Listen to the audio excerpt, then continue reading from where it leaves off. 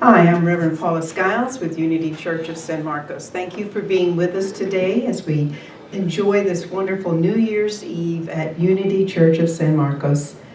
My goodness, the whole year has come and we're ready for a new one. How about you? You guys ready? Absolutely. All right, well, we're going to do it right or wrong, but we're going to do it. We are blessed to have India Taylor with us as our musician today, and Rick Busby, who is a licensed Unity teacher, and we are going to be blessed with the service through having an opportunity to do what we call a burning bowl service today. So thank you for being with us. Rick, I'm going to say, take it over. Thank you, Paula. So thank you, Paula. Thank you all for being here. Thank you, India. India and I don't get to see each other very often, but we actually done 2 services together now this month. Yeah. This month, we saw her in Bernie just a few weeks ago.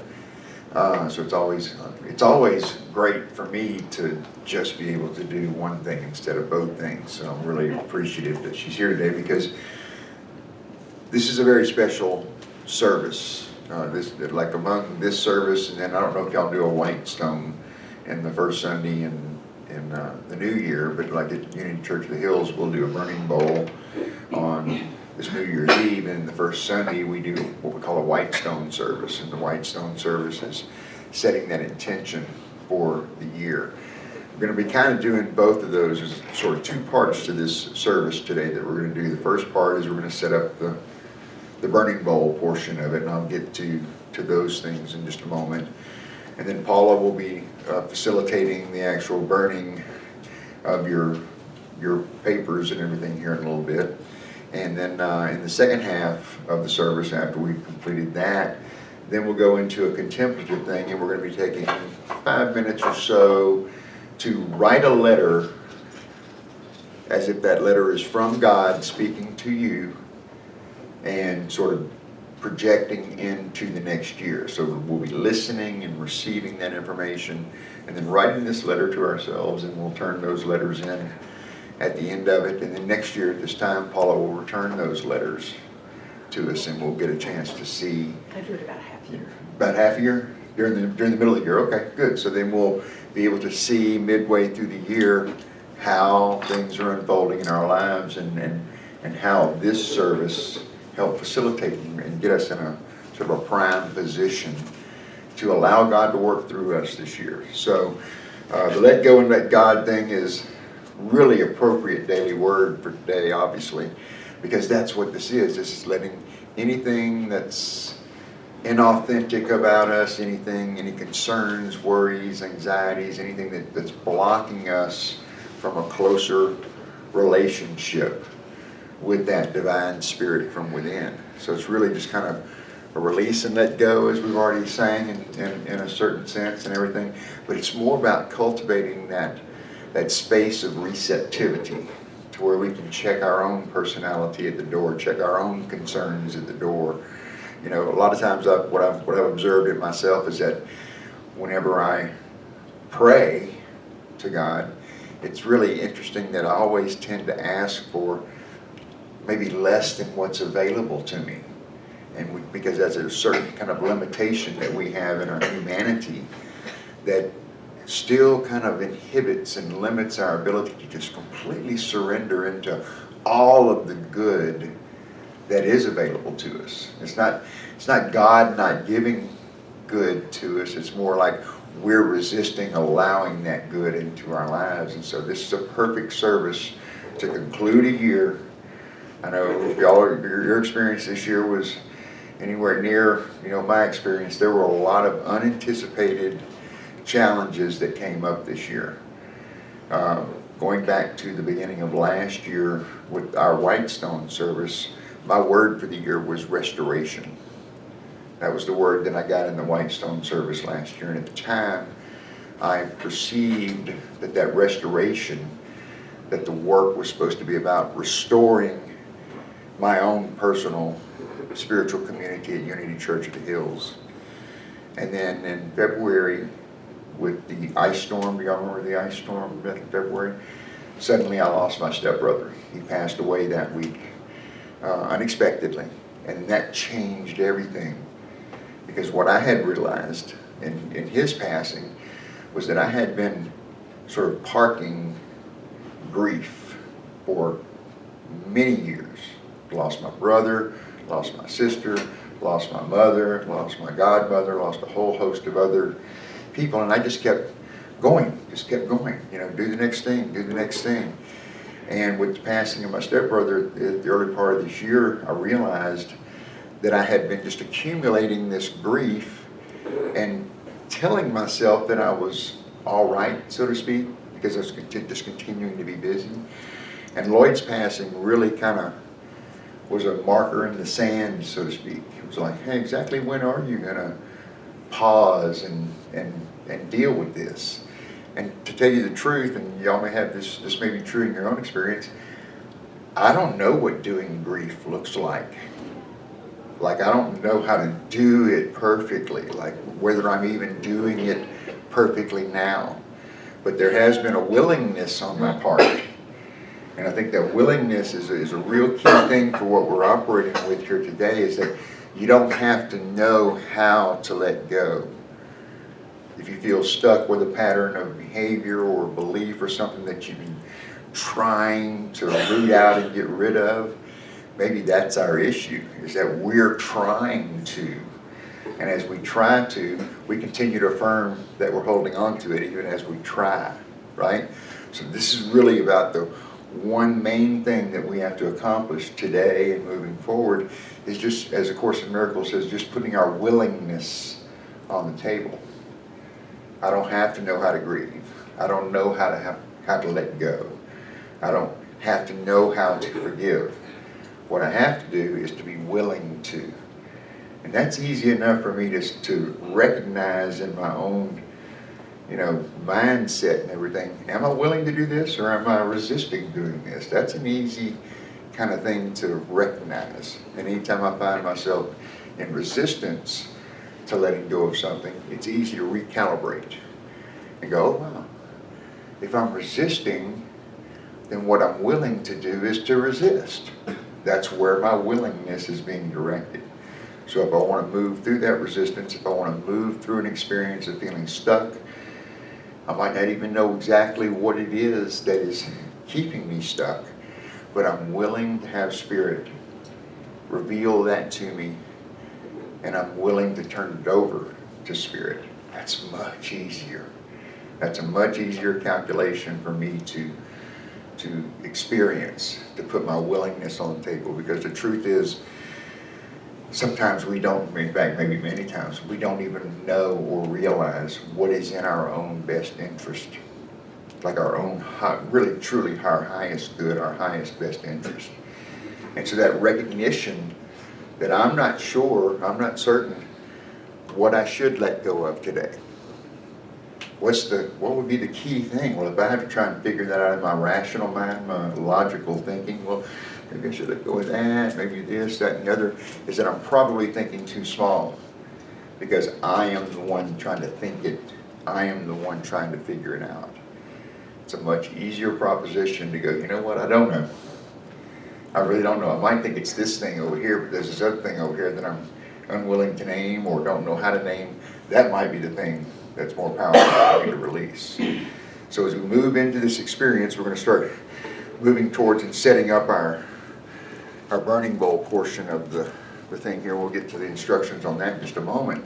But that is just simply creating a space within ourselves today of, from the Eastern traditions, that non-resistance. Be like water, as Bruce Lee used to famously say. Be like water, be non-resistant, and be able to listen. That we don't have to think our way through this. But this is a listening. That's kind of the intention and purpose of a contemplative kind of experience, is to get ourselves into a receptive mode, so that that divine part of us already knows what we need. It already knows. And basically, if you could put it in a sort of a big sense, just in a one-word thing that we would all share in common, that what's most necessary for us to release is just simple fear.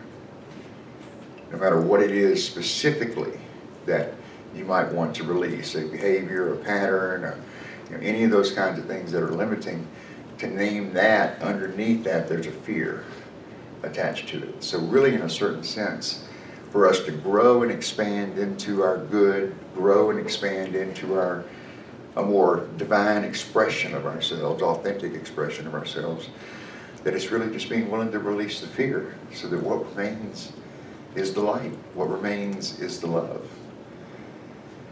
And so with that in mind, we're going to turn our attention now to this burning bulb portion of it. Where did I lay that little thing that you gave me with the step-by-step thing? Where did we put that? It was laying right here. Here. Is that it? Very good. Okay, so this is a little different than the way that we do it at Unity Church of the Hills. So there's a few steps here. So everybody's got their little flash paper, okay? So what we're going to do here is, yeah, that's the platform for us to burn with.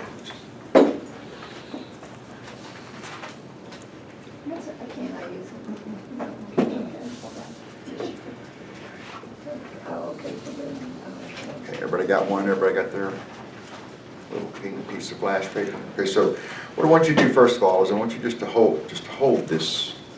Just take it and hold it in your hand.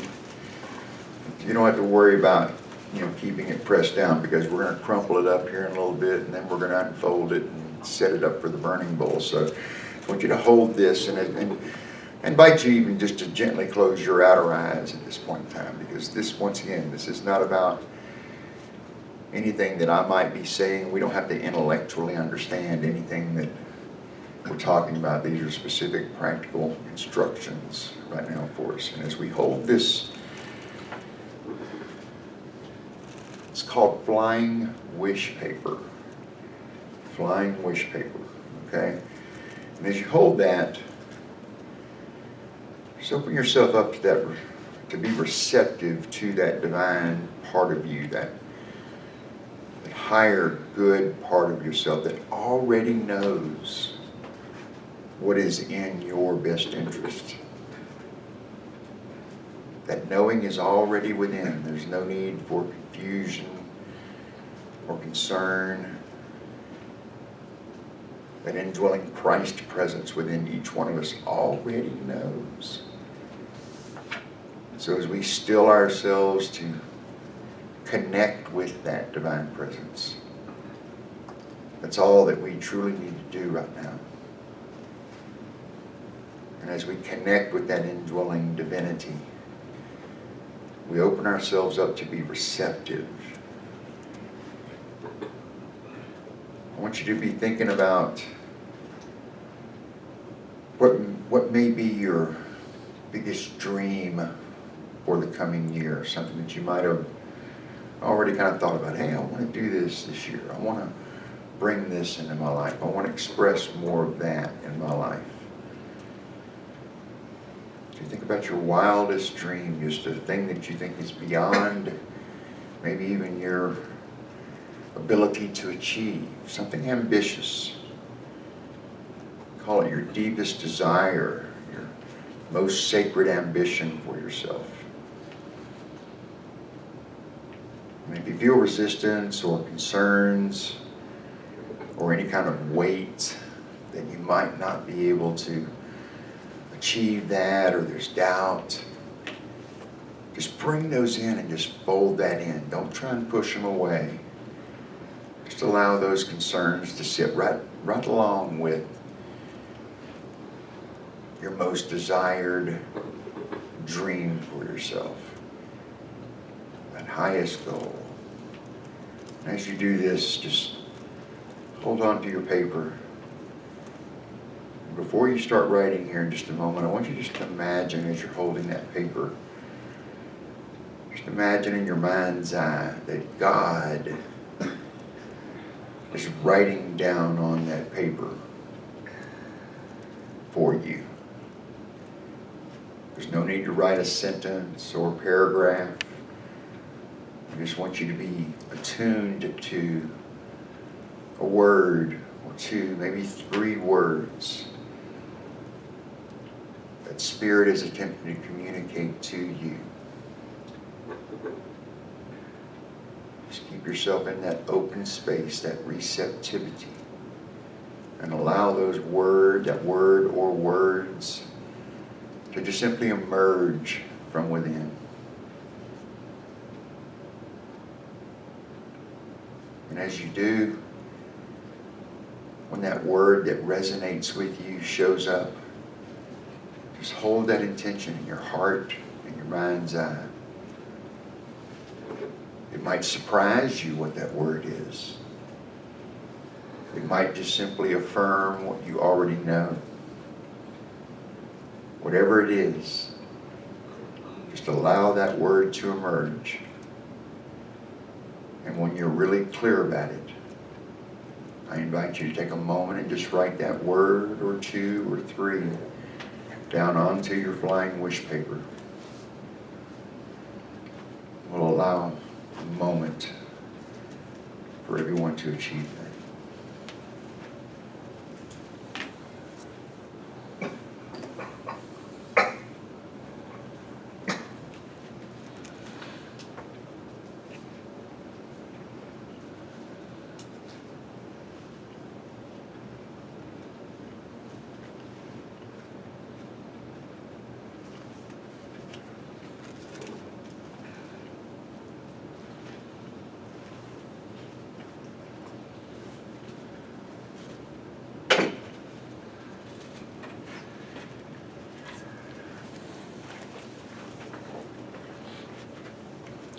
And after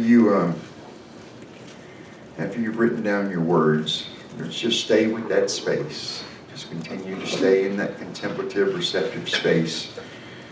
But after you've completed writing your word down on your flying wish paper, I want you just to roll it up into a ball. Just crinkle it up. Roll it into a nice tight little ball, maybe the size of a marble. Just going to hold that.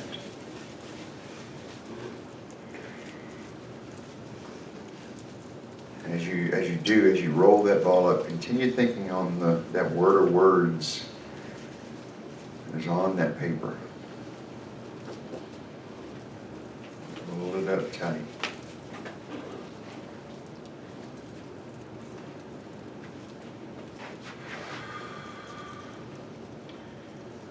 Paula's going for the Teacher's Pet Award, so she's already ahead of us here. But see, what she's done here is this. Now I want you to unroll your ball after you've done it.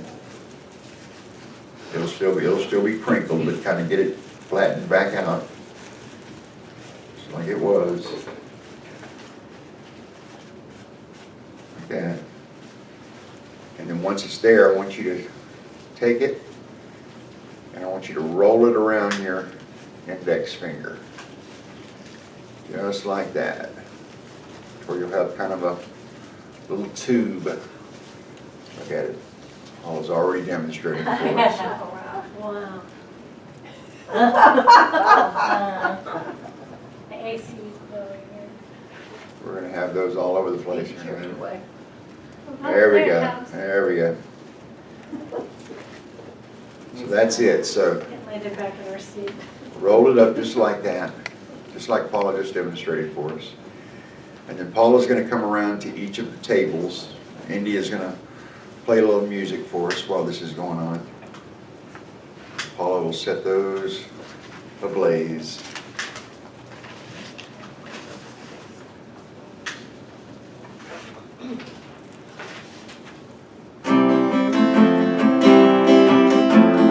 I'm choosing heaven today. I'm choosing heaven today. I am walking the road of heaven right now, singing, I'm choosing heaven today. I'm choosing joy today.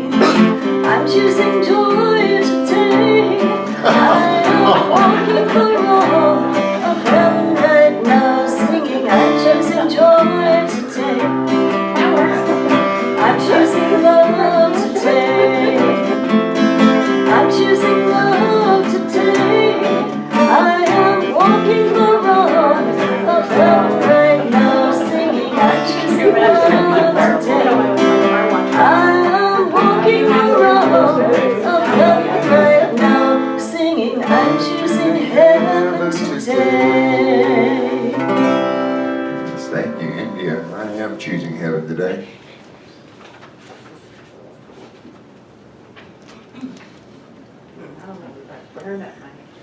Always time for always time for a little levity there. We got a little fire and water action going on here too as well, so that's great. Full of fire.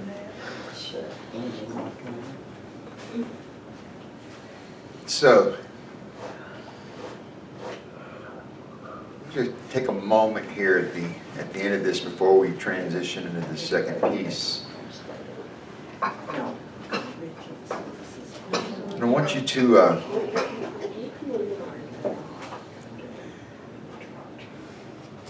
to hold that intention of whatever that word or words were on your flying wish paper. We've now released that. We've set an intention to move those things, to move through that experience, to release those things. And as we release, we're creating new space within. That's the purpose of release, renunciation, elimination. That we are limited about bringing new good into our lives until we release that which is blocking that. We create that inner space within. That even if this behavior or fear or concern, whatever it was that you released in that it might still be present with you today in this moment, otherwise you wouldn't be articulating it to let go of.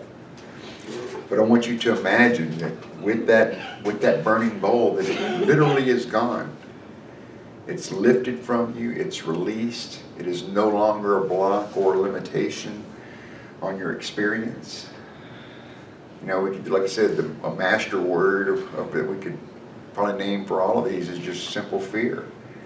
That whatever it is that we're attempting to release, that really it's our fear about this idea, not the thing itself or the idea itself or the word itself. It's that underlying fear, because that underlying fear is keeping us in resistance. It's keeping us blocked off to that receptivity to allow more good to move into our experience. If we're still alive, there is still opportunity for more good to express in our lives. There is still an opportunity for more good to express through us that may serve other people. But it's in that experience of us standing up and facing our own fears that we give permission to others to do so for themselves as well. So this is a perfect experience where we get to come together in community and connection with one another, and we're all holding that same intention for ourselves as we are with us, and that is release anything that keeps me playing small. Release any fear that limits my expression of love. Release anything that no longer serves my highest good, so that I can put myself into that position to allow good to flow through me. And we're going to practice that here with this next piece. We're going to allow about 5 minutes or so for this. Indy is just going to gently play some music for us while we're doing this. But this is the part where now that we have released and let go, that we're now continue to stay in that receptive space where God, the divine presence, the indwelling Christ, communicates to us. As I mentioned a moment ago, God already knows what's in our best interest. God already knows what is in your own best interest. And that all we have to do is become willing to listen for that guidance. And so we're going to practice that. Everybody got a piece of paper and something to write with? Okay, we're going to, as I said, we're going to allow 3 to 5 minutes for this next piece. And this is a letter from God to you. Right? And so for this next 3 to 5 minutes, we're going to be in contemplative silence as we do this. And just start writing. You know, my dearest Rick. You know, my dearest Faith. My dearest Paula. God is speaking to you, to each one of us here. And so listen. Don't think. Listen. And just simply write down personal letter from God to you, through you, communicating to you what good is in store for you in 2024. When you are projecting into the new year, your desires, your dreams, your goals. And just simply take these next few minutes and just simply write. Put pencil to paper, so to speak, and just write. And when you feel complete, lay your pencil down. Just lay your pencil down so we can see when everybody's complete. In the meantime, India's going to display us some gentle music here to facilitate this. And I already see some people are, God's already speaking. So, Rick, shut up and let God talk.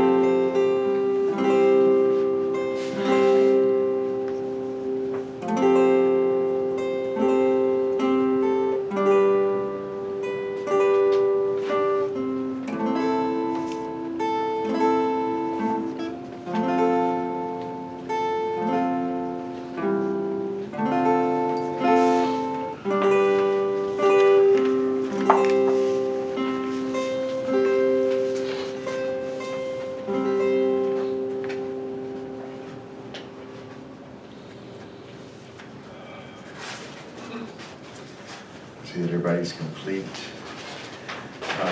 India, Yes. if you would like to take a few moments to write your own Okay. letter here, All right. I'll speak for a few moments and give the instructions on putting this, but I want to allow her time to, she's been serving us in this respect, and I want to make sure that she has the opportunity for God to serve her as well. So we'll hold that intention for her.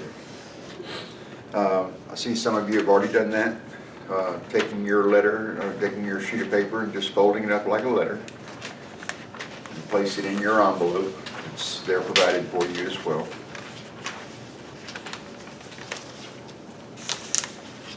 And then once you've sealed it in the envelope, just simply write your name and address on the outside of the envelope as if you're addressing a letter. And we turn these over to Paula, and she's going to return them to us about mid-year.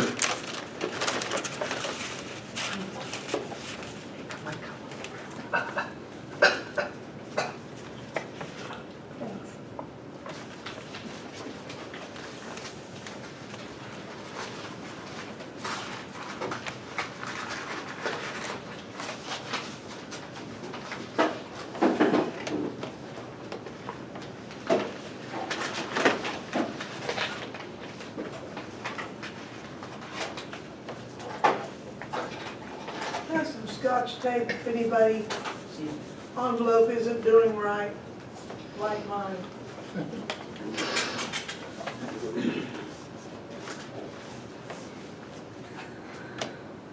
Guess I left all the glue off of it.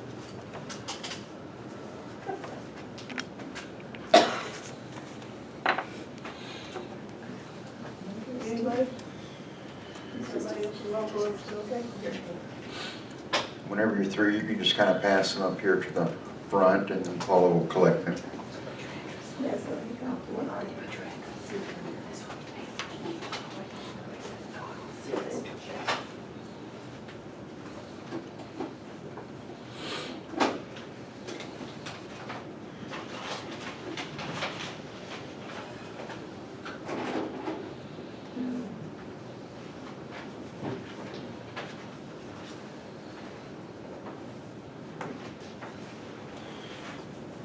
While we're allowing a couple of minutes, was anybody surprised, or would care to share, like this on the burning bowl portion of the thing, were you maybe surprised or affirmed about what might have come up for you? Linda? I used to write, like I would ask for a second page. You know, I mean, I would hold the whole church up writing just, and now I have one word, Yeah, just just one word. because it was the basis for, yeah. For all the other writing, that's correct. And I don't even mind sharing, it was the word fear. Fear? Fear. Yeah. Because there's where my control comes from. I call it playing God. Yeah. My little red hen, well, I'll do it myself. Right. Because I can do it better. No. Yeah. Turn it over. Yeah. Fear is a really good one. You know, one of the things that I learned in my L.U.T studies and everything was, and this was kind of in an unusual way, but it's applied in so many situations once I thought about it, was that metaphysically, the action of Adam naming the animals. Remember, the domain got all this, and Adam was in charge of naming the animals, right? That it was in the naming, it's like naming a fear, that when we put a name to it, we begin to have power over it. It's usually when we're unwilling to name the fear, or we're trying to push the fear or deny the fear away, and then we have that resistance to actually just naming it, putting a bottom line on it. Doesn't mean the fear goes away right away, but in the naming, that's when we allow our power to overcome that fear. So they're just like as I said a moment ago, no matter what we might want to be releasing and so forth, then underneath that there's a fear. And it's incumbent upon us that even if we can't name it, that we open ourselves up to be receptive, because the indwelling Christ presence can and will name it for us.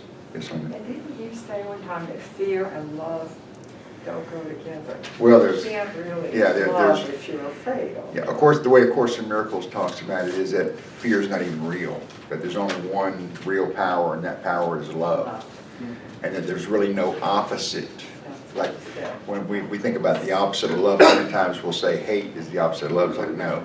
Love is, as A Course in Miracles says, that love is all-encompassing, and that which is all-encompassing can have no opposite. So, as human beings, we call it fear, right? But fear is not real. Love is real. Yes? I Yeah. learned from my 10-day-old daughter in 1973 that love kicks the hell out of fear. Peter Absolutely. promised death, Peter promised fear, and she was born afraid. But love kicked the hell out of fear. That's right. That's exactly right. That's exactly right. Love is the only power. There is no opposing power.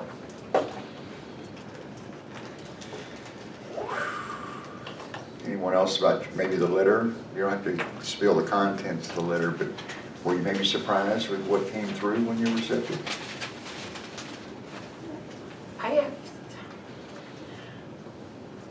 I write letters, and I've written love letters from former relationships that I wanted to hear. I haven't had this right now, but what I heard from whoever I believe in bigger than me was that he let Bob did the job, and now we can take that part over again. That's right. And my husband did an excellent That's job. right. Brilliant. Brilliant so much. Do we have, yeah, we're going to get to our closing now. We're going to do our giving portion right now at this point in time, or do we sort of round this off and then we'll do that? Gotcha. Gotcha. Oh, here we go.